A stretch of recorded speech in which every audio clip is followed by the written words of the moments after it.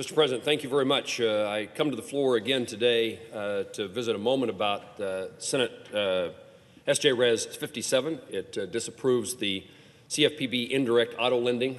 This is a piece of legislation that I introduced, and appreciate the assistance I've had, strong and valuable assistance I've had from the senator from Pennsylvania, Senator Toomey, and certainly the chairman of the Banking Committee, the senator from Idaho, and other colleagues. I want to talk just a moment about perhaps process, the use of a CRA, and the fact that the CFPB utilized what they called guidance as compared to a rulemaking process.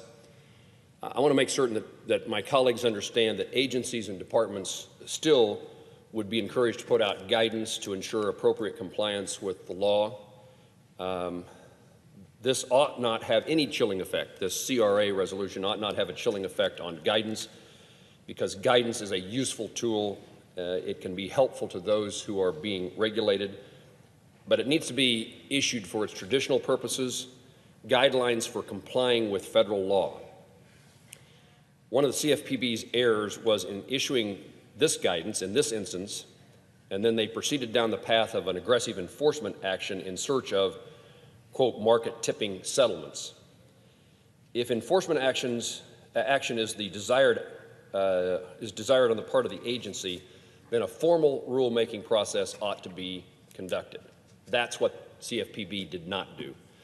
The CFPB used the guidance as an enforcement weapon instead of guidance in its more traditional and helpful purpose. It's important that we in Congress reorient the guidance process back to its intended form by ensuring that CFPB cannot replicate its mistakes with regard to indirect auto lending. The authors of the Congressional Review Act that we're operating under on this resolution, Senator Nichols, Senator Reed, and Senator Stevens, in the congressional record in April of 1996 said, and I quote, "The authors are concerned that some agencies have attempted to circumvent notice and comment requirements by trying to give legal effect to general statements of policy, guidelines, and agency policy and procedure manuals." So even in 1996, my previous colleagues were concerned about what actually transpired at the Consumer Protection Financial Bureau. Clearly, the CRA was passed in 1996 with the understanding that agency guidance had been used inappropriately. It's important for Congress to reassert its role in policymaking from the executive branch. All members of Congress ought to be committed to conducting oversight over the rest of the federal government. Failure on the part of Congress to hold federal agencies to account when they stray from their statutory and congressionally intended jurisdiction means that we will get de facto legislation being originated in the executive branch. This effort is about making certain that the form and function of federal government is accountable to the American people. Kansans hold me to account for the actions I take in Washington, D.C. on their behalf. In return, they expect me to hold other components of their government to account.